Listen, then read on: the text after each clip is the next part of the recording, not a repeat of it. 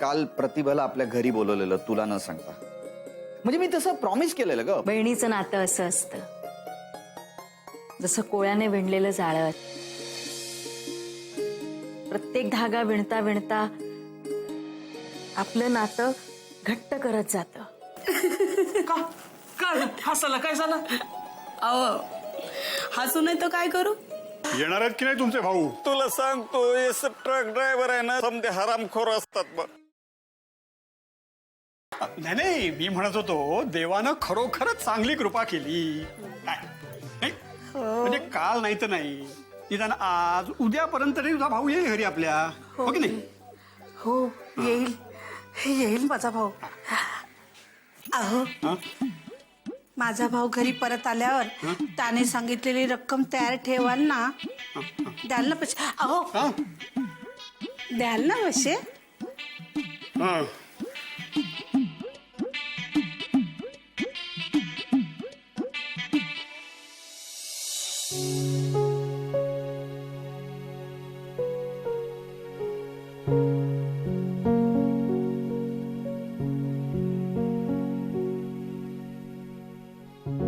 प्रतिभा, तू चित्र खूप छान काढते ते मला माहित होतं. कविता सुद्धा खूप छान करते, नव्याने कळलंय बरं का. छे काहीतरीच काय बाई, तुम्हाला कोणी सांगितलं? सुदर्शननी. आणि कॅन्डल लाईट डिनरचं पण सांगितलं बरं का.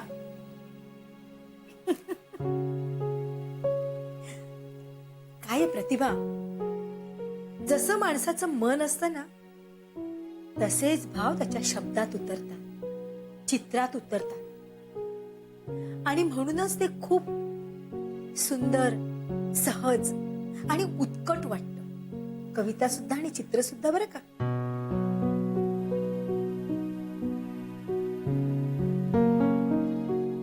आणि मग त्यांना ते काव्य, ते चित्र आपलीशी वाटायला लागतात.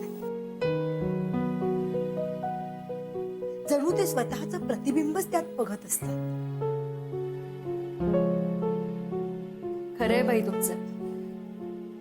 जो माणूस कलाकार असतो ना, तो थोडासा मनस्वी असतो, पण जी कुठली गोष्ट करायची म्हटली ना की त्यात प्रावीण्य कसं मिळेल यासाठी सुद्धा तो प्रयत्नशील असतो. सुदर्शनने परवा जेव्हा मला ट्रीट दिली तेव्हा मला आश्चर्य वाटलंच, पण त्याचबरोबर त्याच्यातल्या एका वेगळ्याच गुणाने मी भारावून सुद्धा गेले हो. कुठल्या ग? हेच म्हणजे तो उत्तम बासरी वाजवतोच, पण त्याचबरोबर उत्तम पाककौशल्य सुद्धा आहे त्याच्यामध्ये. बाई, त्याने बनवलेले मोदक म्हणजे कमाल होते. एखादी डोळस व्यक्ती सुद्धा इतके सुंदर मोदक नाही बनवू शकत जेवढे त्याने बनवले होते.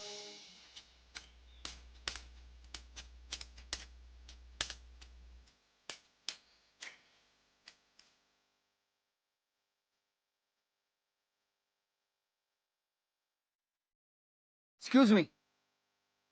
हे बघा, मी पुन्हा तुम्हाला सांगतो, मी ग्रेट वगैरे काही नाहीये. प्लीज, तुम्हाला जे काही बोलायचे ते तुम्ही स्पष्ट बोललात तर जास्त बरं होईल. हे बघ सुदर्शन, हा. तू जी बासरी वाजवतोस त्याबद्दल मी तुला ग्रेट म्हणून कॉम्प्लिमेंट दिली. त्यात माझं काही चुकलेलं नाही. आणि हे बघ, मी तुला इथे कशासाठी बोलवलं, का बोलवलं, तर मी इथे तुला बोलवलं याचा अर्थ मला तुला काहीतरी सांगायचंय असाच होतो ना. Correct correct. येस, मी ही हेच अगदी हेच म्हणण्याचा प्रयत्न करतोय की तुम्हाला काहीतरी सांगायचंय म्हणून तुम्ही मला इथे बोलवलंय. काय चाललंय मग आजपासून? पाणी आण, कॉफी आण, झालं ना, पाहुणचार झालेला आहे, मस्त आहे तुमचा पाहुणचार. आता मूळ मुद्द्याचं बोला ना. Come to the point mister Anvay, come to the point. Okay okay, ठीक आहे. सुदर्शन, मागे मी तुला फोन केला होता तेव्हा तुला म्हटलं होतं की आपण भेटूया. पण ना तू फोन केलास ना तू भेटलास.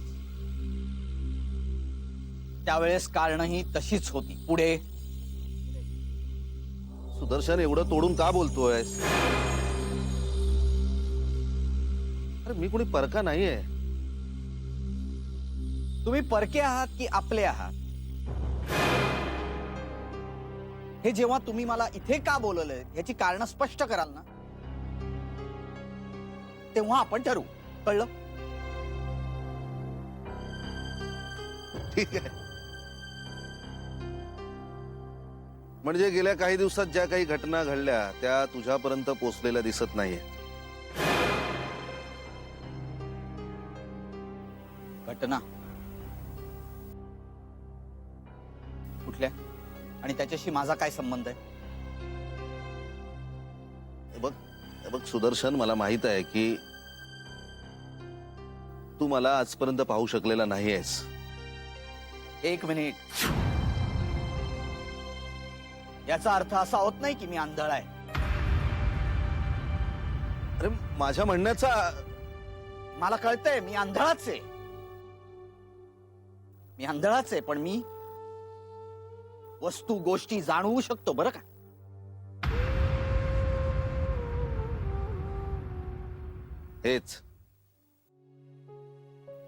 हेच मला सांगायचं होतं. सुदर्शन, तेव्हा तू खूप लहान होतास.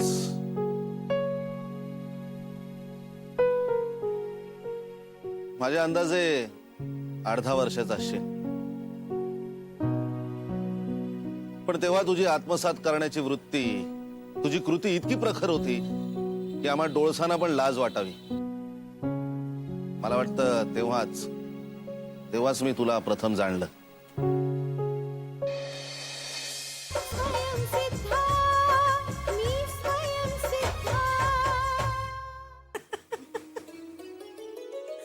प्रतिभा, या मोदकांची पण आहे ना गंमतच आहे अगं. हो, कुठली?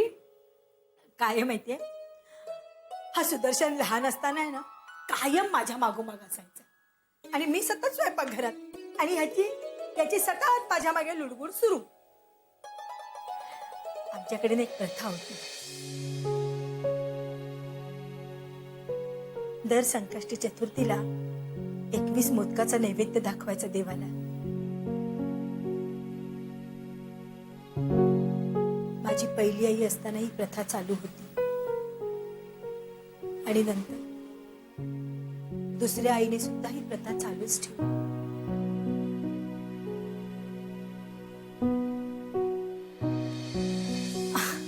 तर तुला सांगते, आम्ही आहे ना संकष्टी चतुर्थीला 21 मोदक करायचो आणि हा पठ्ठ्या खायचा. एक दिवस आला धावत धावत मला म्हणाला, ताई ताई चल तळ्यावर फिरायला चल. म्हटलं अरे बाबा आज संकष्टी चतुर्थी मोदक करायचे. तर म्हणाल त्यात काय झालं, आल्यावर मोदक करू. चल चल चल आधी चल. अरे म्हटलं मोदक इतके झटपट नाही होत, चव करायला लागतो, खोबरं किसायला लागते, नंतर पाटपिठाची उकड घ्यायला. पण नाही, हा ऐकायला तयार नाही. सगळ्यात महत्वाचं म्हणजे हा हट्टी, जायचं म्हणजे जायचं. आणि म्हणे एवढं काय, आल्यावर मी तुला मदत करीन मोदक करायला. शेट म्हणतात चल बाबा. गेलो आम्ही फिरून वगैरे आलो. आल्यानंतर नेहमीप्रमाणे मी आपली स्वयंपाकघरात गेले आणि तयारीला सुरुवात केली. आला ना माझ्या मागोमाग. मला म्हणे ताई चल चल चल दाखव मला, मी तुला मदत करतो. एवढासा मुलगा म्हटल्यानंतर म्हटलं ठीक आहे, दिला पिठाचा गोळा आणि म्हटलं कर. नाही नाही म्हणे मला शिकव तू. शिकवलं आणि मग मला एक मोदक करून दाखवला. कसा झालाय, कसं झालं म्हणजे लाडू झाला होता. मी हसायला लागले. हसतेस काय, अरे म्हटलं लाडू झालाय. इतका चिडला इतका चिडला. जा म्हणे स्वयंपाकघराच्या तू ताबडतोब बाहेर जा आणि अर्ध्या तासाने आत. झालं, मी गेले. प्रतिभा तुला सांगते, अर्ध्या तासाने जेव्हा मी आत आले ना, तेव्हा माझ्या डोळ्यावरच विश्वास बसला नाही गो. छोटे छोटे एकसारखे 21 मोदक ताटात करून ठेवले होते.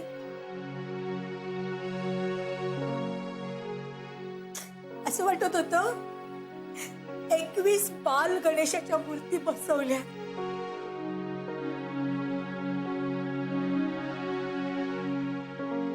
प्रतिभा डोळस माणूस सुद्धा इतके सुंदर मोदक करू शकला नसता गो. तिथे छोट्याशा पोराने केले होते.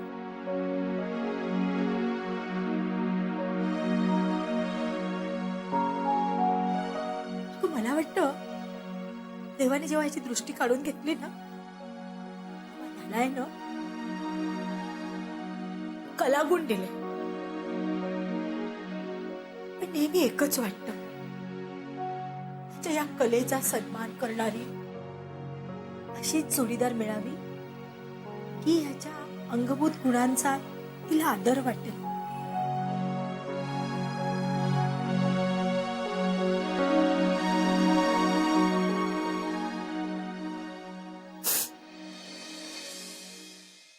अच्छा, म्हणजे या सगळ्याला तुम्ही कारणीभूत आहात तर मिस्टर अन्वय.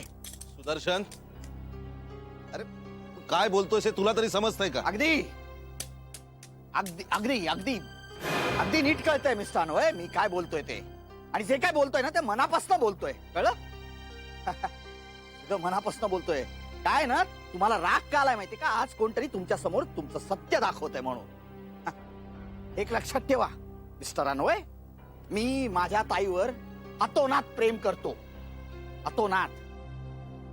कुणी परका माणूस येऊन तिला माझ्यापासून दूर करू शकत नाही, लक्षात ठेवा. 8-10 दिवस मला जाणवतंय माझी ताई आतमधल्या आतमध्ये पुढते रडते. आज मला त्याचं कारण कळतंय. या सगळ्या पाठीमागे तुम्ही आहात, तुम्ही दोषी आहात. Am I right mister Anvay? Sudarshan Sudarshan Sudarshan, खूप बोललास.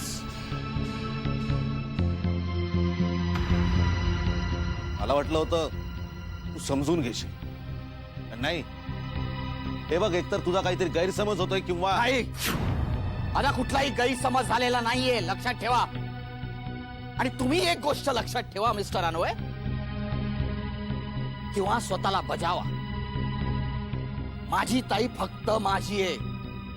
तिला माझ्यापासून कोणीही दूर करू शकत नाही. कळलं तुम्हाला? कळलं का?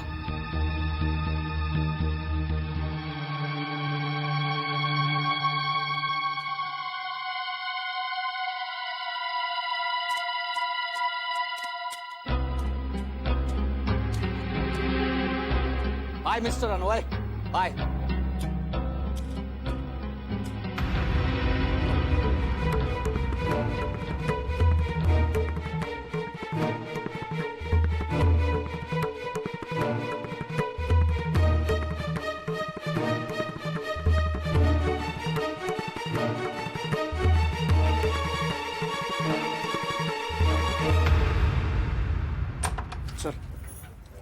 सगुणे तुझ्या इथे आलो ना बघ असाच उशीर होतोय बघ. आणि मग त्या रात्रीच्या आठवण सकाळ सतत डोळ्यासमोर येतात बघ. तो सकाळचा फोन तो माझ्या डोक्यात किड्यावाणी घुसलाय आणि सतत सतत वळवळ करतोय तो. कुठला किडा घुसला डोक्यामध्ये? तो विलास नावाचा. त्या आईला याच वेळेचा ऍक्सिडेंट मध्ये गेला असताना तर लय बरं झाला असतं. चुकताय तुम्ही मालक. अहो ही मरणाऱ्यातली जात नाही. आणि जर मेला जरी असता तर किती मोठं नुकसान झालं असतं माझं. अहो फक्त नुकसानच नाही तर 2 पोरींची जिम्मेदारी पडली असती माझ्यावर. म्हणतात ना न देणं न घेणं आणि गळ्यात येऊन पडणं तसं झालं असतं. वय वय खरं आहे ते. पण सगुणे तो गडी तुझ्या खात्रीतला आहे नव? हा एकदम भरोशाचा आहे. मी जेव्हा पैसे मागल तेव्हा पैसे मिळतील. आता जेवढं झुलता येईल तेवढं झुलवेल बघा. जर अंगाशी येत असेल तेल ढकलून खाय. शिकलीस ग बाय शिकलीस. आमच्या धंद्यात असंच असतं. माल कुठून आणायचा कुठं पोचवायचा आणि वेळ आली ना की कसा गडप बी करायचा समज माहिती आहे का. लोकांना दिसतो आमचं नुसतं ट्रक ड्रायव्हर पण या धंद्यामध्ये माझ्यासारखं कोण बी हुशार नाही. म्हणूनच तर तुम्हाला पकडून आहे.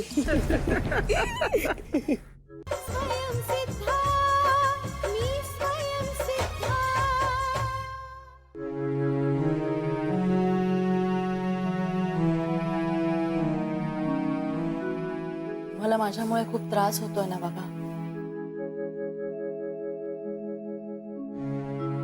खरंच मी नसते तर किती बरं झालं असतं ना.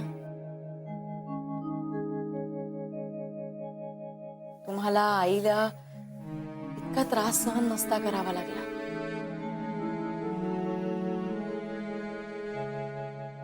आज तुम्ही 4 जण छान सुखात तुमचं आयुष्य जगत असता.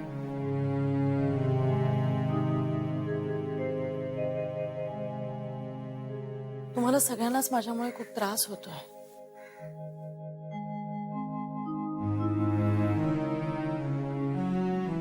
काय बोलतेस तू पोरी? अगं एका बापाला कधी पोरीचं ओझं होतं का?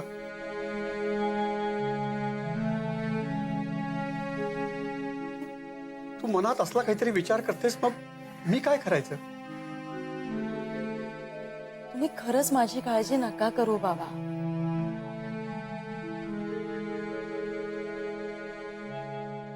मला जर स्पष्ट डोळ्यासमोर दिसतंय की माझ्या जाण्याने या घरामध्ये सुख येणार आहे तर मी का जाऊ नये? हा आणि तसंही या घरात तुम्ही जर एक सोडलात तर मला आपलं म्हणणार असं दुसरं कोणी आहे का? मग ज्या घरामध्ये माणसं मला आपलं म्हणून स्वीकारतायत तिथे मी का जाऊ नये? त्यात माझं आणि तुमचंही भलंच नाहीये का? आणि बाबा ही माणसं कोणी परकी नाहीये. बाईंना मी गेले कित्येक दिवसांपासून ओळखते आणि सुदर्शन सुद्धा त्याची आणि माझी ओळख जरी नवीन असली तरी सुद्धा त्याच्यातला कलाकार एक चांगलेपणाचं दर्शक आहे.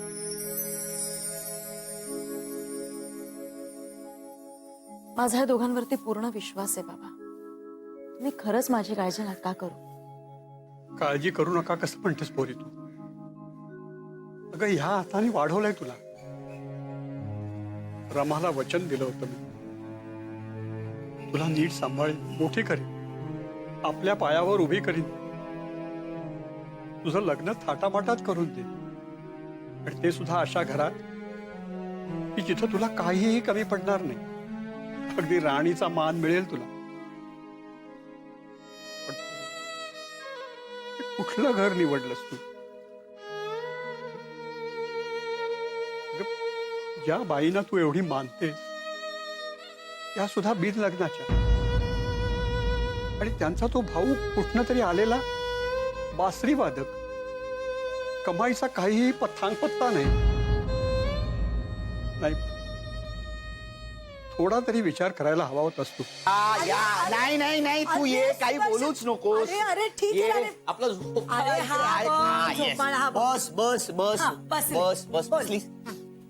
ढॅन अरे अरे अरे आईस्क्रीम येस आईस्क्रीम फॉर माय ताई.